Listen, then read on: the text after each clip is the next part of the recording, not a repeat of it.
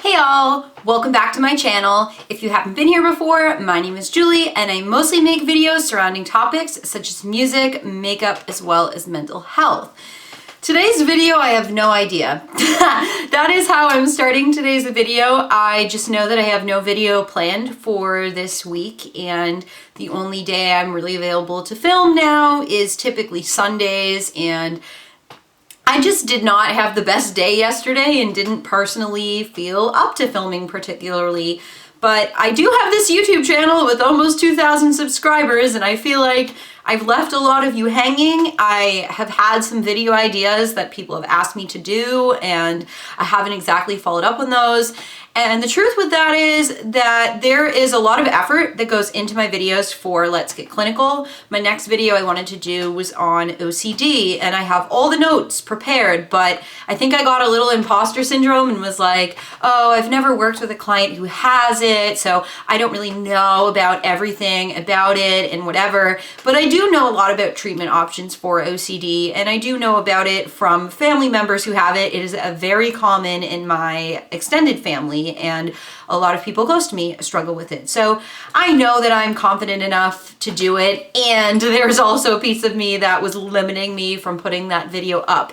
But I do want to continue with my Let's Get Clinical series. I think that would be really good. I've just been a little exhausted being a therapist. Now, it's not really anything negative about my job or anything to say of them, because I only work part-time. I get to pick my hours.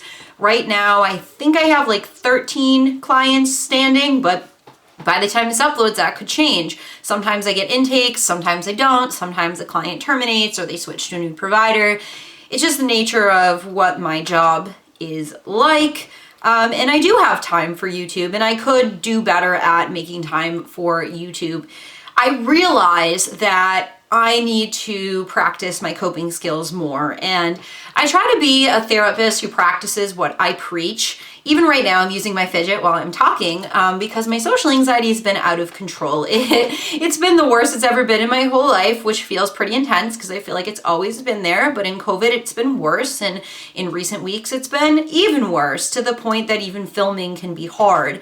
And I think that's been deterring me from filming. So I figured, hey, if I just sit down and talk and get something going, at least I'll have a video up. At least my audience will know where I'm at, like mentally, and what I'm considering doing next with my channel. Maybe this will open up a discussion of what kind of videos I make that you enjoy, because my watch time is really poor, and I film 20-minute long get ready with me's and they just get a few minutes of views. And I don't know, I feel like that could have to do with attention span, right? I feel like people's attention spans have just gone between social media and TikTok, and how accessible the app TikTok is, and that you can learn so much in a minute or less from someone by watching their video, and an informative YouTube video just doesn't compare. But I'm a very talkative person and a very detail-oriented person, and I don't know if that's because I'm so anxious or not, but that's why my videos can be rather long. But especially if I'm doing a video for Let's Get Clinical, I want to talk in depth, and if I'm doing Get Ready With Me, I want to film enough content. So I'm not going to personally cut down my videos to make them more accessible unless there is a general suggestion to do that per se. I am happy with the content that I've made more recently. I know I'm not always consistent with my uploads like I used to be. I used to take it a lot more seriously, but I feel like this is a good hobby for me and something I care about. Even though I'm a clinician now and I like being a therapist to an extent, my career goal is to be a peer support coach. And I have people ask me all the time who are online friends, like, oh, do you offer therapy? Where's your profile? Can I book with you? And like, no, no, ethically, I can't see anyone who's my friend. But the thing is, for peer support, I absolutely can, because I'm not going through insurance. There aren't HIPAA practices in place. I'm not having, your private therapeutic information that I need to protect with confidentiality. The peer support model is a lot different, and I follow some peer support coaches on Instagram, and it's very promising. And I even follow one who, they were a former clinician, and they themselves are neurodivergent, and they have mental health conditions. And so I really admire them and what they stand for. And I do have some progressive views. I truly believe in abolishing the system we have in mental health care, and I know that's extreme, and I'm not going to make this video all about that. I do admire a lot of positives in this field, but I think there's a lot of weaknesses and limitations and things that we need to work on. And I think there is a lot of ableism in the field nowadays, and there's a huge stigma toward working with people who have BPD. And I've been recently watching videos from MedCircle. I love MedCircle. It's like my favorite YouTube channel lately. It's so exciting for me to watch. And it's taught me a lot about how clinicians misdiagnose BPD just from a client who's difficult. And clients can be difficult, they can be irritable for so many reasons. Irritability doesn't mean BPD, it could mean bipolar, it could mean depression, it could mean anxiety. It's a symptom of both depression and anxiety. I would know, I diagnose this all the time. Depression and anxiety are some of the most common diagnoses I see personally with clients. So it's very frustrating, and with that in mind, I was trying to go back to therapy. I waited a long time due to the provider shortage, and I had to terminate with my therapist. I was supposed to today, and she called out sick, and I get a phone call that's automated 5 minutes in, like so impersonal, and the place was disorganized. They didn't even know about it. They were like, oh, we thought she was in. Oh, guess she's not. Like, okay, bye, like, see you later. Here I am, someone who avoids conflict and confrontation, and I was about to dive in and do it respectfully and terminate, and I was a little nervous to do that, and then I just didn't have to, and I'm like, okay, whatever. But the provider shortage is a major issue. I'm proud to be a clinician who's part of the solution. And now that I'm not going to do therapy, I have an extra hour available in my schedule. So my hope is that I will get more clients. And I saw my therapist maybe like 3 times, and I just told her that honestly, everything I'm doing in my life helps me more than her.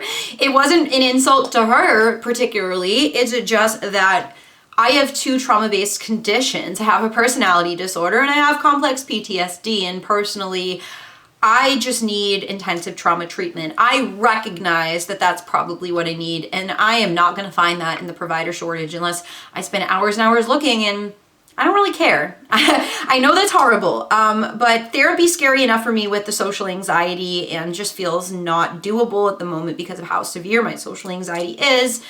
And so trauma treatment's just gonna really strike a nerve. And I've done it in the past and it's been very triggering, but I'm trying to learn about it myself as a provider. I would like to get certified in EMDR myself and learn how to practice it on clients in a non-traumatizing way. And I've heard that it does have some efficacy virtually too, which I plan to stay as a virtual provider. That's just, I cannot go out in public and sit and talk to people. I will dissociate, but I feel that I'm very effective as a provider from the comfort of my home. Plus I can wear sweatpants and slippers every single day, and that's comforting for me too. And I definitely use my fidget all day long while I'm talking to clients, and I think it's really important that I practice what I preach. And it's interesting to me because I feel like in the past, if things didn't work out with therapy, I would have felt like, oh God, what do I do? And I depended on therapy for a long time, like extensively, and was criticized by clinicians and told therapy is a tool, therapy is a guide, you can't call me every time you need something, as if I was calling like all the time.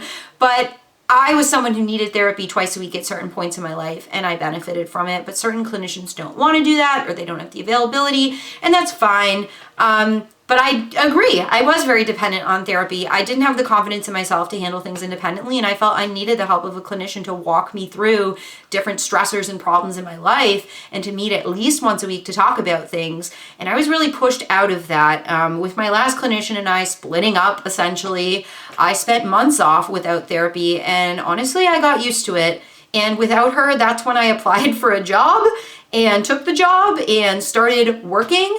And despite tons of people telling me, oh, I know people in the field who ended up having to leave because they were too mentally ill to handle it, I'm friggin' handling it. I swear, my mental health conditions, they're horrible and I wouldn't wish them on anyone. But going through all this and having this lived experience to me is a valuable strength in my field, because I really understand a lot of what my clients deal with symptom-wise. Like, I know they're a different individual than me. I don't feel like I have a ton of countertransference, and I do have a supervisor, so when I do, I can talk about it. And if you don't know, countertransference is when the clinician struggles to separate themselves from the client. Like the client reminds them of someone or reminds them of themselves, and that can be challenging. And that has happened to me. I definitely have met some clients in intakes and I'm like, I feel like I'm looking in a mirror and talking to myself, and this might not be a good fit. But typically, for whatever reason, it turns out to not be a good fit. And I would never turn someone away if they did want to work with me. But I can honestly say that I like all my clients, and my clients make my day. I mean, there are good days and bad days as a clinician, but sometimes your clients make progress and you know it's on them, like you know it's not you that did it, but knowing that you're part of the process and they're excited to tell you is really cool. And I just feel like it makes a huge difference in my day. And there have been days that I've been down and out or really tired and off, and I've just had a really nice, productive session with a client and felt like if only they knew they were helping me and that I'm benefiting from this. And I have a lot of clients who say, hey, I'm a helper and I help other people, but I struggle to help myself. And I think that's really a valid concern, but it's also a strength that we know how to help other people. And if we know how to help other people, we can utilize those skills inwardly, internally, and focus on ourselves. And I even reflect back to clients and say, why do you think I'm a therapist? You know, like I love helping people, and helping people is a wonderful coping skill, but it's about finding the balance between the two and making sure you prioritize yourself and practice self-care.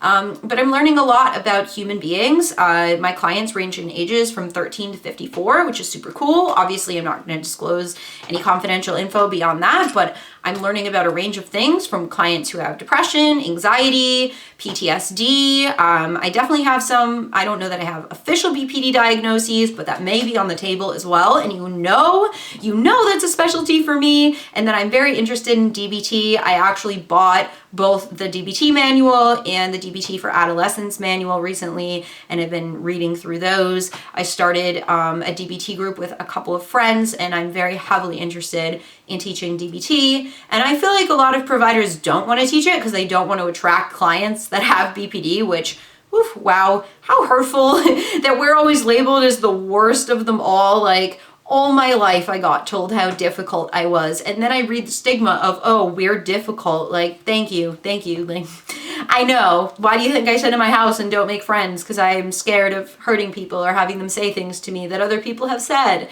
So you can see where the social anxiety is coming from. But anyways, I realize I've been ranting for like 12 minutes about all random topics, and I just feel comfortable throwing these things up on my YouTube channel. I mean, I know the last few videos have been rather serious and I've been crying in videos a lot. But what you have to understand about me is I was on psychiatric medications for quite some time in my life that prevented me from crying, that numbed out some of my feelings, and that just wasn't the right fit for me. I'm currently not on medications, and that is a big part of it, because when you have BPD or you have PTSD, you deal with a lot of numbness, and that's confusing and a little scary to be like, why am I not having an emotional reaction to this, but I have no emotion? Having no emotion and feeling numb is really concerning and something that's hard to take on, and I feel like a lot of medications just made that worse for me.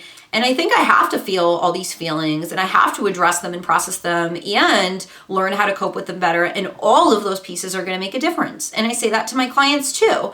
Like, when I think of mental health counseling and healing, there's so many pieces to it, right? We need to get that validation from someone. We need to get support and empathy. And that's a huge piece of what I do as a trauma-informed provider. And I'm a real one. All y'all out there are like, oh, I'm trauma-informed, but then you're doing CBT and correcting my cognitive distortions after meeting me twice. That ain't right. There's a more gentle way of doing that. You guys need to look into strengths-based counseling. I'm also a strengths-based counselor. It's not like I have this like board certified thing, but I get to know my clients and I get to know their strengths, and I point those out, because our brains tend to focus on negativity, and it's okay that we do that, but we also need to learn how to move away from it simultaneously. But back to my point as I'm rambling here.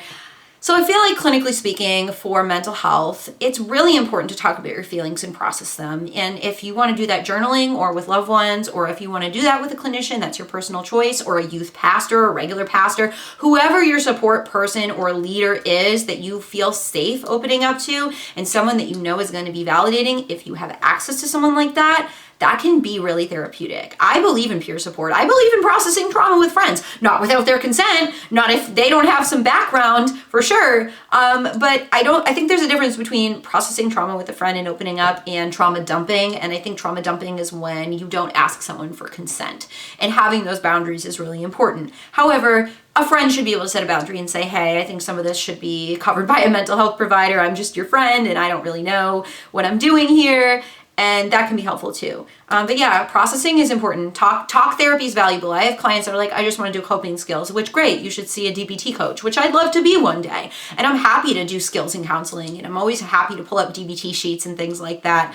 But I think it's also important that we talk about feelings and identify feelings. Identifying feelings is so important. If you're not someone who loves CBT, where it's thoughts, feelings, behaviors, because CBT can be presented in a very invalidating way, just starting with identifying feelings can be very helpful for pretty much anyone, I find. And then once we process the root of some of those and where they come from, where applicable, that's when we can do the work and do exposure. I'm learning that exposure helps with everything. Gradual exposure helps with processing trauma. It helps with eating disorders. It helps with phobias, whether that's agoraphobia, social anxiety, emetophobia, driving phobia, whatever you may be dealing with. Exposure therapy has huge efficacy, and I think a lot of the times it's just not utilized the proper way, and that we really need to hone in on where can we push someone and where can we not. Because when we push someone too far, that's what deters them from coming back to therapy. But if we don't push someone enough, then they're not going to make progress, and they're not going to be too happy with us because they're committing to coming in every week as well. And I'm very new to this, and I still have a lot to figure out, but I highly recommend exposure, and you guys have seen that I do exposure vlogs on here for my agoraphobia when I can as well, and I think that makes a huge difference. So I would say exposure, talking about feelings or thoughts and processing those, and then getting into coping skills. Coping skills are going to be important no matter who you are, and even if you don't have a mental health condition, we all need to cope. Even if we just have stress or something in life that was hard that we're adjusting to, there's plenty of people who come to therapy just for those things, and we really need to focus on what we need to do to preserve our well-being. I highly recommend to everyone as well that having different things in your day that are pleasant to do is very helpful for so many people, especially people with depression, and it's not going to happen overnight. It's not going to happen if you have treatment-resistant depression, and I'm not trying to invalidate that, if you need a higher level of care or TMS or medication or things like that, but it can be really helpful. And so it's helpful to make sure you're practicing self-care and hygiene. Taking care of yourself is always crucial. Social aspects are crucial, and I know in COVID it's hard, but even just staying connected socially, virtually, can be really helpful. And identifying who you have for friends and what social supports you have can be a strength. Self-mastery is also very important for a lot of people. So that can be hobbies, it can be school, it can be work. It just whatever you enjoy doing that's soothing to you, where you are able to improve or progress or learn something, is a form of self-mastery. But anyway, I'm going all over the place and just throwing out various coping skills, and I've been talking for quite some time. My camera shut off. Anyway, I just wanted to update you all on where I'm at with everything, sit down and do some processing of my own, and I want to practice what I preach and improve my coping skills, because I'm pretty good at managing moderate anxiety. I've had anxiety since I was a kid. I've managed it my whole life to my best ability, but it's intensive stuff like trauma symptoms, dissociation, flashbacks, panic attacks. Those things are hard to deal with. Fits of rage. Ooh, for years, I did not want to admit that I had anger problems, but I definitely do. And I definitely struggle with being chronically invalidated.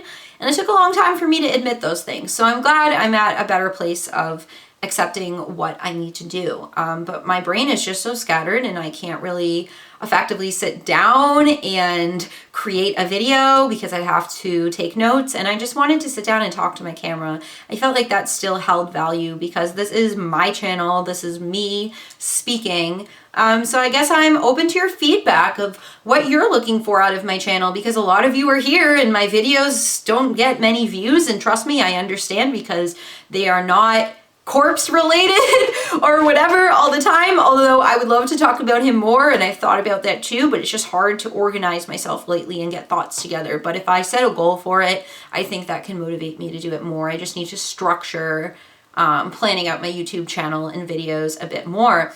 But, you know, I want to continue with this because being an online mental health advocate is really important to me, especially as someone who wants to be a peer support coach. And advocacy work is where my heart is. Although I love what I do as a clinician, I love just helping people and realizing that I can reach people all over the world with the internet, and that people in YouTube comments that open up like are so brave. And really, you'll hear from people a lot, oh, I don't have anyone to talk to about this. Well, you just used a resource. You opened up. I mean, I hope that you'll have more people to talk to, but I'm proud of anyone who opens up, because I know how scary it can be to talk about how we think and feel, and we all just want to jump to coping skills a lot of the time. And coping skills are great. Distraction techniques are great, but so is being mindful and radically accepting how we feel and tolerating the distress, even though it is physically and mentally uncomfortable.